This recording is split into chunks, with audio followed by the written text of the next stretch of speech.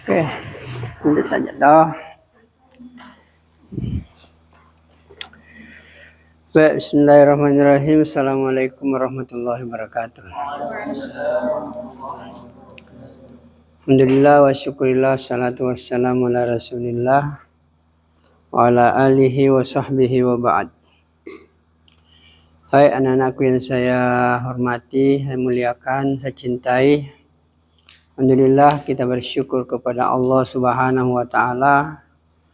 Allah memberikan kita nikmat iman. Bisa selalu tekankan orang beriman itu bukan orang sembarangan ya. Kalau Allah berikan kita iman itu berarti Allah sayang kepada kita. Karena satu orang beriman itu mahal harganya. Satu orang beriman itu lebih mulia dibanding dengan dunia. Satu orang saja, tidak banyak. Jadi Anda ini lebih mulia semua daripada dunia.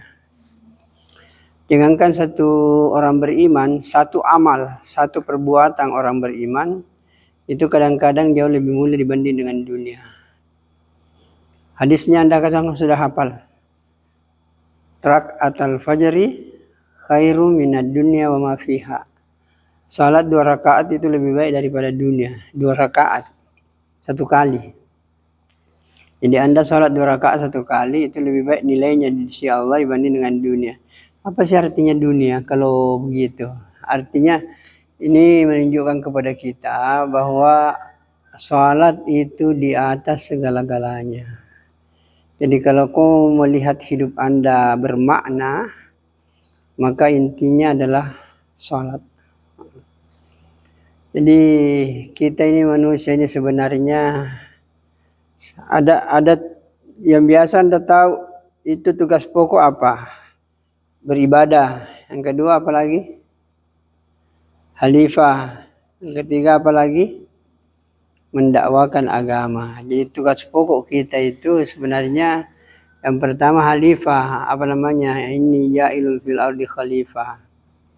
Kemudian ada yang lain, wa ma khalaqtul jinna wal insa illa liya'budun. Kemudian dalam surah Yusuf dikatakan kul hazihi sabili ad'u ilallah. Inilah jalanku satu-satunya kata Nabi mengajak manusia taat kepada Allah. Kemudian di situ dikatakan ana wa manittaba'ani, saya dan para pengikutku.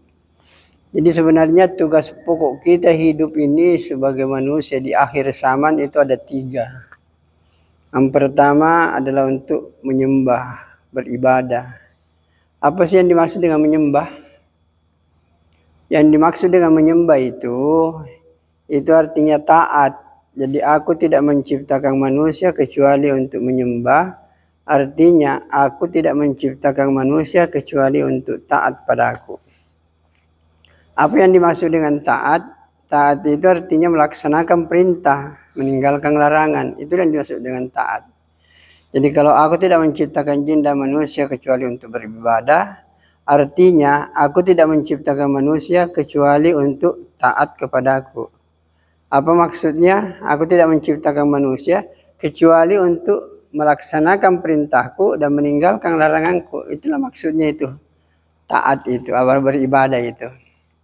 Jadi kita hadir di dunia ini itu tujuannya adalah untuk melaksanakan perintah Allah dan meninggalkan larangannya.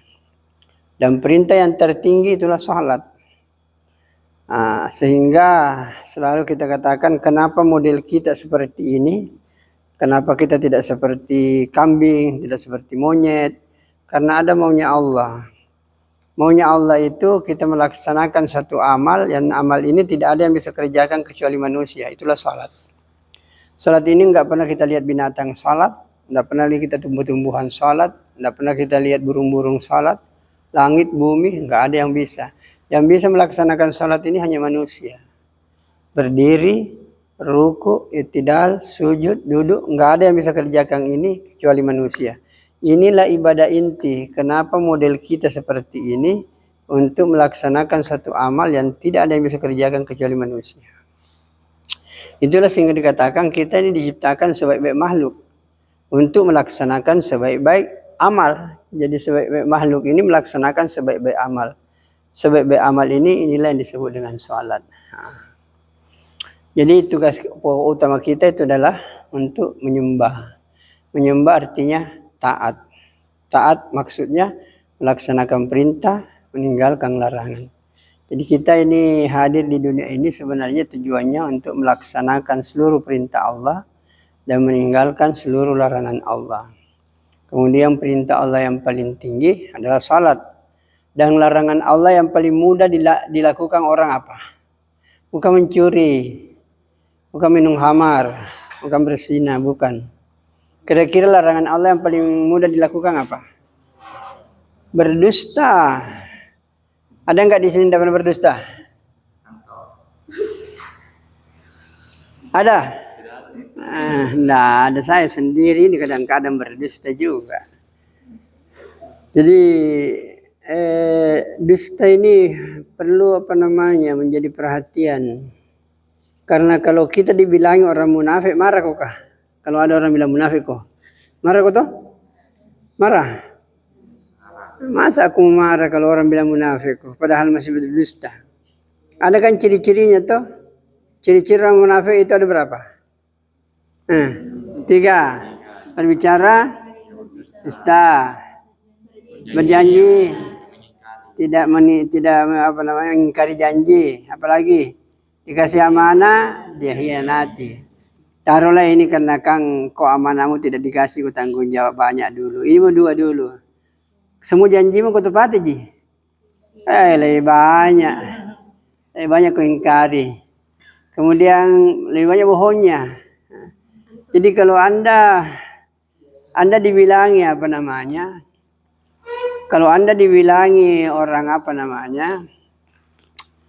orang munafik, jangan kau marah. Karena sedangkan sifat Nabi, sahabat Nabi, ada namanya sahabat Nabi Hansalah, itu berteriak di tengah-tengah kota, Hansalah munafik, Hansalah munafik. Abu Bakar bilang, iya, kenapa begitu? Tidak mungkin Hansalah munafik. Kemudian dia kemukakan alasannya, kalau kita di hadapan Nabi, sepertinya kita luar biasa taatnya. Begitu kembali ke rumah kita lupa semuanya. Berarti di hadapan Nabi berbeda dengan di hadapan ketika Nabi tidak ada. Berarti saya munafik. Jadi oleh karena itu inilah. Nah, untuk menghilangkan sifat kemunafikan ini sebenarnya ada mudah. Lagi-lagi larinya ke salat. Jadi lagi-lagi larinya ke salat. Jadi ada hadisnya Nabi begini, tolong kau hafal baik-baik ini nak. Man shalla lillahi, sudah itu ada di YouTube itu. Man shalla lillahi arba'ina yauman yudrikuhu takbiratal ula lahu bara'atani, bara'atun minan nar wa bara'atun minan nifaq. Jadi siapa orang yang salat ikhlas 40 hari berturut-turut, dia takbir bersama imam. Artinya kalau imam mengatakan Allahu Akbar, dia juga mengucapkan Allahu Akbar 40 hari lamanya. Jadi kalau 40 hari itu berarti 200 salat. Artinya 200 salat berjamaah. Kalau dia bisa 200 salat berjamaah rutin, tidak pernah ketinggalan, maka 2 keuntungan dikasih. Pertama, bebas dari api neraka. Yang kedua, bebas dari sifat munafik. Jadi untuk menghilangkan sifat munafik ada caranya dengan mudah itu. Yaitu kita memperbaiki salat berjamaah 40 hari. Mungkin kalau perempuan jarang di masjid karena tidak diwajibkan lagi perempuan di masjid salat. Tapi jangan sampai salat Anda tidak berjamaah. Yang namanya salat berjamaah apa? Salat yang ada makmum, ada imam, selesai. 2 orang sudah salat berjamaah itu. Jadi kalau Anda salat rugi kalau Anda salat tidak berjamaah. Karena kalau salat sendiri kan nilainya 1. Ya. Berjamaah 27. Kalau Anda 5 kali salat sendiri hanya dapat 5. Kalau 5 kali kok salat berjamaah 27 kali 5 135. Berapa bedanya? 130. Kan jauh sekali bedanya. Bayangkan kalau antara 5 juta dengan 135 juta. Menyesal kok kira-kira? Bukan menyesal, kau cungkir balik dirimu. Jadi padahal salat ini Allah katakan bahwa ini adalah pintu surga, kunci surga, dan dialah amal yang pertama nanti dihisab di hari kemudian. Makanya anak-anakku sekalian, dimanapun Anda berada, tekankanlah kepada teman-temanmu tentang pentingnya salat itu. Kemudian kau dengar-dengar baik-baik itu. Mungkin nanti saya share di grup tentang hadis-hadis yang sudah pernah dibahas di sini tentang pentingnya salat, terutama salat berjamaah itu. Dan kalau kau lihat itu video, jangan cuma lihat nonton juga panjang-panjang, terutama jangan klip iklannya, karena di situ pendapatannya YouTuber. Lihatlah di situ 1 menit 2 menit, apa sih salahnya? Lihat. Bagusnya kalau kau kasih komentar sederhana saja. Alhamdulillah ini sangat mencerahkan, pembahasannya enak didengar. Kemudian ini menyentuh hati. Jadi begitu, jangan lupa like itu dan komen. Komen itu penting itu. Bilang saja alhamdulillah. Tapi yang lebih penting itu tindih subscribe-nya. Itu. Artinya kalau Anda suka begitu, daripada Anda nonton videonya orang kemudian Anda tidak ada sumbanganmu sedikit di situ. Baik. Jadi ini salat, nak. Jadi kalau kau jumpa dengan orang, ingatkan itu salat. Itu intinya itu. Supaya orang itu terhentak untuk memperhatikan salat. Di samping itu ingatkan tentang kematian. Karena kan kemarin ini saya pulang kampung lagi 1 hari bolak-balik untuk dapat sopir. Ipar meninggal dunia. Lupa bernapas, mati. Lupa bernapas. Tukang perokok luar biasa merokoknya. Ada merokok di sini, dan itu. Jangan kau hancurkan dirimu. Baik, jadi ingatkan di mana-mana anak-anakku semua yang ketemu dengan orang, sampaikan pentingnya salat. Sebenarnya yang pertama itu disampaikan itu bahwa kita kan pasti mati. Coba lihat orang-orang di sekitar kita, nenek kita sudah tidak ada, kakek sudah tidak ada. Kita ini beranjak dewasa, suatu saat nanti akan kita meninggal juga. Nggak ada orang 200 tahun umurnya. Dan kalau Anda tua, sampai berumur 80-90, bikin susah juga orang. Ya, Anda mau jalannya sudah begini-begini, makannya juga disuapin, kemudian digendong tidak bisa berjalan. Jadi ya umurnya sederhana saya kalau sudah tidak bisa berjalan-jalan. Lebih baik mati nih, ya. Artinya jangan minta kepada Allah supaya jangan menyusahkan orang. Jadi ingatkan orang tentang kematian, pasti kita meninggal dunia semuanya. Dan kalau meninggal kan tidak bawa uang, tidak bawa apa-apa. Yang kita bawa amal-amal kebaikan. Itu saja intinya pertemuan kita. Kalau jumpa dengan orang, basa-basinya itu yang pertama itu kita ini bersaudara. Kita dipersaudarakan dengan kalimat la ilaha illallah. Bahkan ingatkan itu sebagai gembira bahwa siapa orang yang sudah pernah mengucapkan la ilaha illallah dengan ikhlas, orang itu pasti masuk surga. Anda sudah pernah mengucapkan semua toh? Ibarat saya Anda semua akan masuk surga. Saya tidak khawatir. Nanti kita ketemu di surga. Kalau Anda bingung cari, katanya malaikat, di mana Pak Darussalam? Dia bilang, ada di bawahnya sedikit Nabi, begitu. Kita bercita-cita tinggi toh. Tapi sebenarnya anak-anakku semua, supaya kita ini enak. Siapa yang rajin salat tahajud ya? Mulailah sekarang. Ini bisa masuk di sini. Jadi untuk mengamalkan ini agama, itu memang perlu dipaksa dulu. Jadi untuk mengamalkan ini agama, paksa dulu diri. Karena memang berat itu. Tapi kalau dipaksa, maka itu akan menjadi kebiasaan.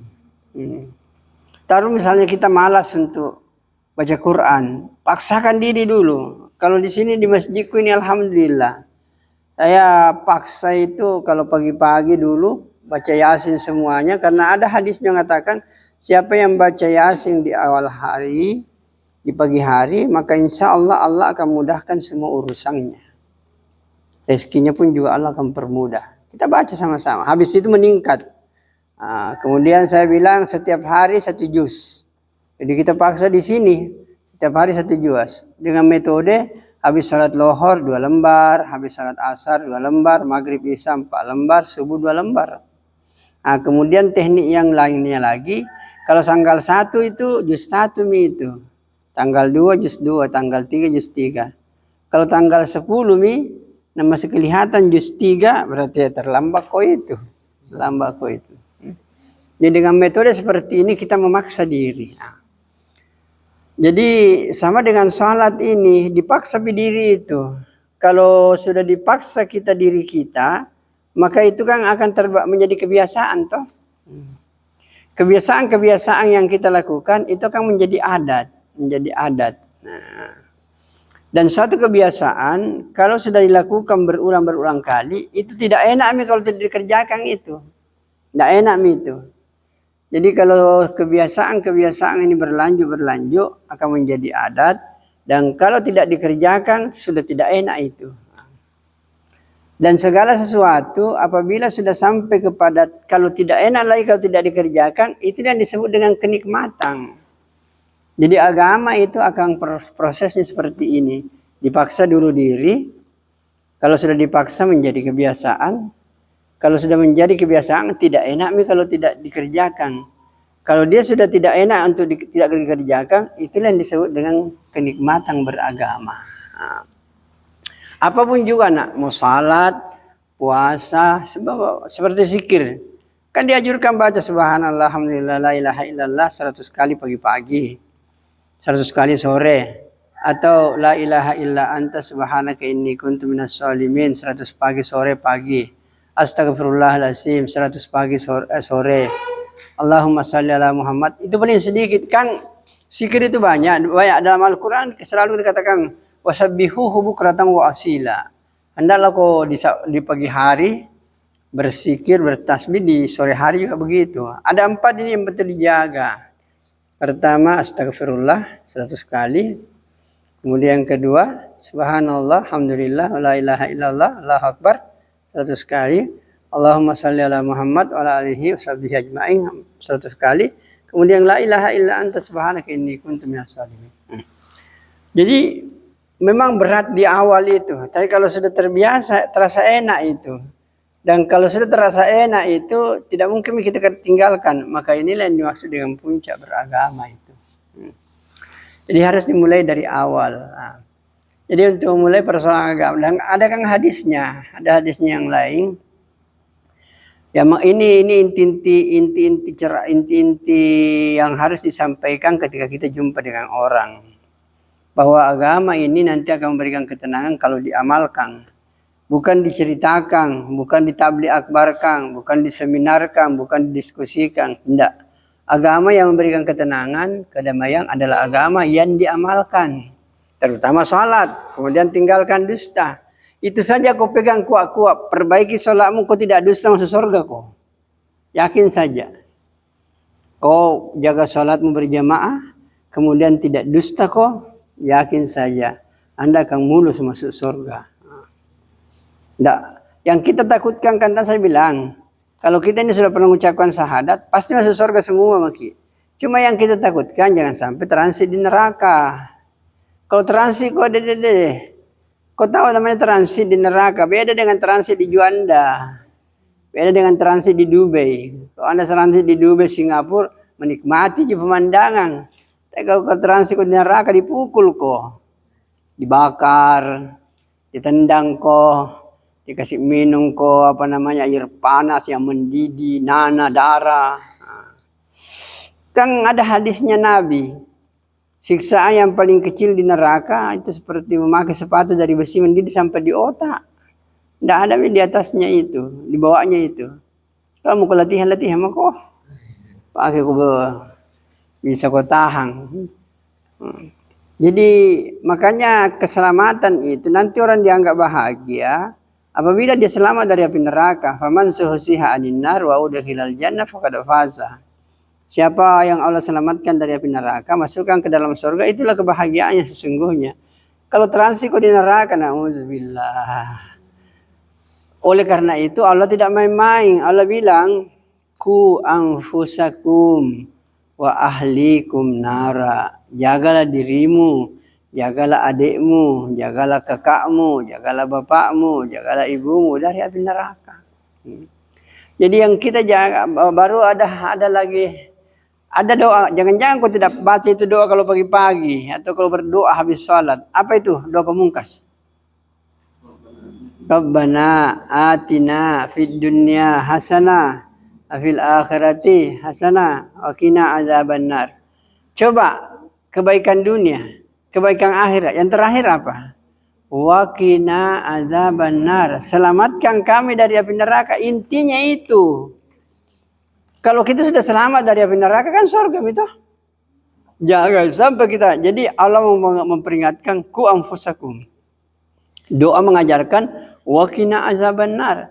Jadi yang perlu kita usahakan sungguh-sungguh jangan sampai transit di neraka. Lagi-lagi supaya kita tidak transit di neraka, itu jalan keluarnya salat berjamaah 40 hari berturut-turut.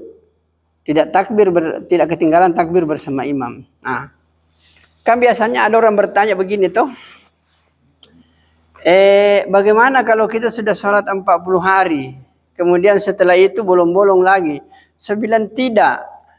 Menurut orang-orang yang sudah pernah merasakan betul-betul sholat berjamaah 40 hari, tidak pernah masbuk sama sekali, biar satu kali.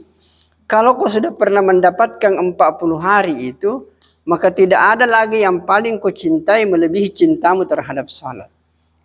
Dan mestinya kita tempatkan sholat di atas segala-galanya. Karena satu kali sholat lebih baik daripada dunia. Masa gara-gara uang 100 juta, taruhlah 100 ribu, kita tinggalkan sholat. Padahal nilainya sholat ini lebih baik daripada seluruh uang yang ada di dunia. Ini harus masuk di dalam hati. Bahwa sholat itu lebih berharga dibanding dengan segala-galanya. Kalau itu sudah masuk dalam hati kita, bahwa sholat itu di atas segala-galanya, maka tidak ada lagi yang paling kita perhatikan, jaga, itu adalah salat. Itu pekerjaan biasa gitu. Datang salat tinggalkan semuanya. Karena berapa nilainya itu kalau kau digaji, paling digaji kau 100 juta atau 10 juta. Tapi kalau kau tinggalkan salat, kau rugi satu dunia beserta seluruh isinya. La ilaha illallah, kerugiannya luar biasa. Memang belum kelihatan sekarang, tapi Anda akan lihat sebentar di akhirat. Dan supaya kita enak, saya kasih supaya ilustrasinya bagus ya. Kalau kita mau taruhlah misalnya mau ke Jakarta, bilang orang itu di sana itu kurang, itu tidak ada kurang gula merah di sana. Gula merah mahal sekali. Bawa kena gula merah nah. Ada orang bilang bawalah satu, ada bawa satu. Ada yang bawa, yang penting ada isinya tas, bawa, kasih penuh tasnya. Ada orang beli banyak, kalau perlu lebih timbangan barangnya. Wah, nah ada ini. Kira-kira kalau sampai di Jakarta, ternyata gula merah biasa-biasa aja, rugi nggak orang yang banyak?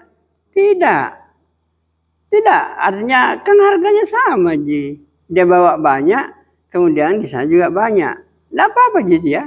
Dia tidak rugi karena dia sudah bawa. Nah, sekarang ketika ternyata di Jakarta tidak ada gula merah, kira-kira yang tidak bawa apa-apa gimana? Rugi nggak? Rugi karena tidak ada yang dia bawa. Yang bawa sedikit, ya bisa nikmati sedikit. Begini namanya amal. Jadi kita ini kalau Anda beramal banyak, Anda bawa banyak bekal. Tapi kalau Anda tidak bawa, Anda tidak punya apa-apa. Nah ternyata ketika kita meninggal, ternyata salat itu luar biasa nilainya. Anda sudah menyesal, tapi nggak bisa lagi namanya nggak bisa lagi kita kembali ke dunia karena dunia sudah berakhir. Dulu dalam kisah-kisah sofistik itu begini, ada seorang panglima Itu ketika dia pasukannya itu memasuki gua, dia bilang, pasukan ingat ya, sebentar ini kita masuk terowongan. Ketika Anda menginjak batu-batu nanti di situ, saya ingatkan, yang ambil sedikit menyesal. Yang yang ngisi kantongnya menyesal, yang mengisi semua koper-kopernya menyesal, yang ambil banyak pun juga menyesal.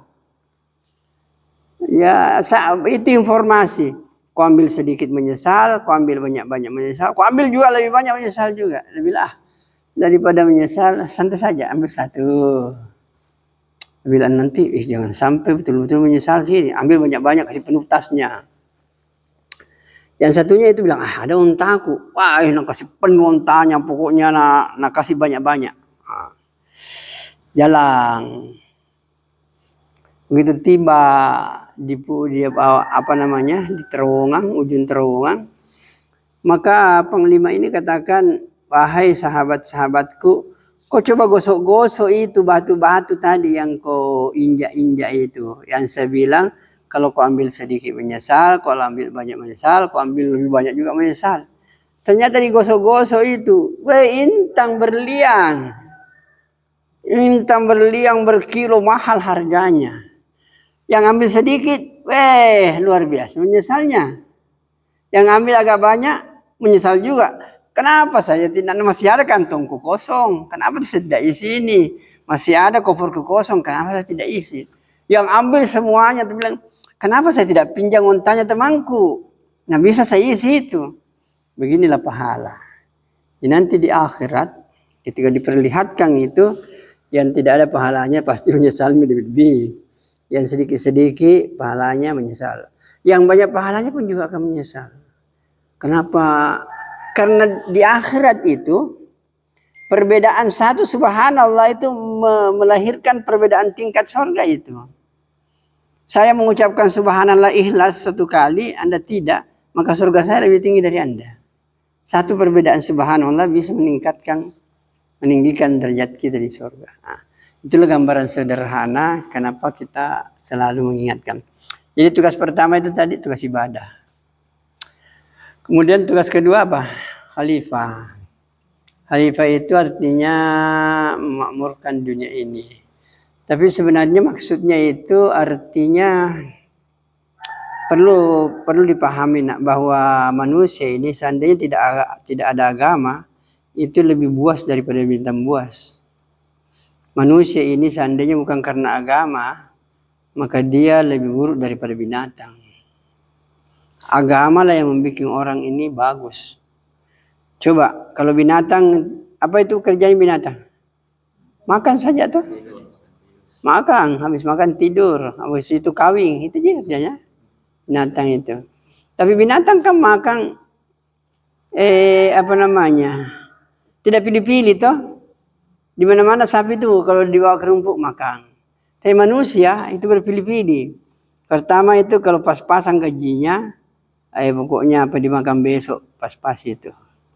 Tapi kalau banyak-banyak gajinya, milih itu, di mana kita makan. Jadi kalau pertanyaannya di mana kita makan, banyak-banyak itu uangnya. Jadi kau dengar saja pertanyaannya teman-temanmu. Di mana kita makan? Oh, banyak uangnya itu. Tapi kalau makan, apa yang kita makan? Oh, pas-pasan uangnya itu. Apa kita makan? Berarti pas-pasan itu uangnya. Tapi orang-orang yang sudah banyak uangnya itu bukan hanya berpikir di mana dia makan, dia bilang siapa yang kita makan besok lagi. Artinya mereka saling memansa. Jadi manusia tanpa agama itu lebih buas daripada binatang. Agama ini datang untuk memanusiakan kita. Kalau sapi itu kawin dengan sapi kan santai gitu. Manusia sembarang nak kawin. Ada yang kawin dengan, dia mau lihat dia macam-macam. Anjing, babi, monyet, astagfirullah. Binatang. Lah, jadi manusia ini kalau tidak tanpa agama dia lebih hancur daripada binatang. Mana ada kuda kawin dengan sapi? Tidak pernah kita lihat. anjing kuda kawin dengan tikus. Tidak ada. Tapi manusia sembarang. Kenapa? Karena kalau tidak ada agama dia akan hancur. Makanya agama ini datang untuk membahagiakan manusia. Dan kita kan selalu mengatakan sederhana toh, bahwa kalau agama diamalkan kan enak. Coba kalau perintah Allah dikerjakan. Kita disuruh jujur, semua orang jujur. Kita disuruh adil, semua orang adil. Kita disuruh puasa, semua orang puasa. Kita disuruh salat, semua orang salat. Pasti enak ini hidup. Begitu juga larangan Allah. Dilarang kita mencuri, nggak ada orang mencuri. Dilarang kita berzina, nggak ada orang berzina. Dilarang kita berjudi, nggak ada orang berjudi. Dilarang kita minum khamar, nggak ada orang minum khamar. Jadi kalau seluruh perintah Allah ini dikerjakan, larangan Allah ditinggalkan, kehidupan di dunia ini terasa surga itu. Surga. Jadi ada hadisnya itu, Nabi mengatakan hadis qudsi itu, tahallaku bi ahlakillah. Berakhlaklah engkau dengan akhlak Allah. Jadi khalifah itu sebenarnya, kalau kita ambil contoh itu bahwa manusia itu makan, maka khalifah itu artinya dia suka memberi makan. Jadi kalau ada orang yang dia makan sendiri saja, itu berarti masih mementingkan diri sendiri. Tapi kalau dia khalifah, itu berarti dia suka memberi makan. Waktu Allah menciptakan Adam, kan Adam sendiri tuh, istri saja belum ada, sudah dilantik dia jadi khalifah. Jadi khalifah itu artinya Allah hadirkan kita di dunia ini untuk melaksanakan itu hukum-hukum Allah, untuk mewujudkan hukum-hukum Allah, dan untuk mensifati Allah dengan sifat-sifat yang baik. Allah adil, kita adil. Allah pemaaf, kita pemaaf. Jadi mencontoh-contoh sifat-sifat baik daripada Allah Subhanahu wa Ta'ala. Berarti tugas kita dua tadi sudah. Tugas ibadah dan tugas khalifah. Yang terakhir ini banyak dilupakan. Kita ini umat Nabi, tugasnya adalah tugas dakwah. Tugas mempromosikan agama. Jadi ini Anda harus, kalau saya sudah Yusuf itu, nanti ayat 10 atau 19. Kul hazihi sabili. Allah katakan, Muhammad bilang ini adalah jalanku. Ada'u ilallah, mengajak manusia taat kepada Allah. Ala basiratin, berdasarkan dalil-dalil yang nyata Quran hadis. Kemudian dikatakan, ana wa manittaba'ani, aku dan para pengikutku. Jadi tugasnya Nabi itu mengajak orang kepada kebaikan, kepada agama. Maka tugas kita pun juga mengajak orang kepada kebaikan. Sehingga dalam hadis dikatakan, man ra'a minkum munkaran falyughayyirhu biyadi. Fa illam yastati fa bilisani, fa bil yastati fa biqalbihi. Nah, sekarang apa itu yang dimaksud dengan kemungkaran? Yang dimaksud dengan kemungkaran, ketika orang meninggalkan perintah, itulah kemungkaran, itulah maksiat. Dan ketika orang melaksanakan larangan, itulah maksiat, itulah kemungkaran. Jadi sebenarnya maksiat dengan maksiat itu dengan taat itu beda tipis gitu. Salat, kalau kau kerjakan salat, taat namanya, ada pahala. Kalau tinggalkan salat, ini namanya maksiat, dosa dapatnya. Kalau kau tidak mencuri, itu namanya taat dan pahala dapat. Tapi kalau kau mencuri, itu namanya maksiat dan dosa kau dapat. Jadi perintah dan larangan itu ada maksiatnya, ada taatnya. Kau kerjakan perintah, taat namanya. Kau tinggalkan perintah, maksiat namanya. Kau kerjakan larangan, maksiat namanya. Kau tinggalkan larangan, taat namanya. Inilah yang selalu mau disampaikan. Jadi Anda jumpa dengan kawan-kawan, itu tentang tadi saya katakan ta'aruf, ta'alluq, itu hanya prolog saja. Intinya itu adalah mengajak mereka untuk mengamalkan agama. Dan terakhir, supaya kita ini enak mengamalkan agama, enak menyampaikan agama, sebaiknya yang kita sampaikan kita sendiri sudah kerjakan. Kalau kita ini mengajak orang untuk salat, memang salat kita sudah perbaiki. mengajak orang salat berjamaah, memang kita selalu salat berjamaah. Maka kalau kita sudah terbiasa mengamalkan itu agama, kemudian kita ajak orang lain untuk mengamalkan agama, itu enak itu.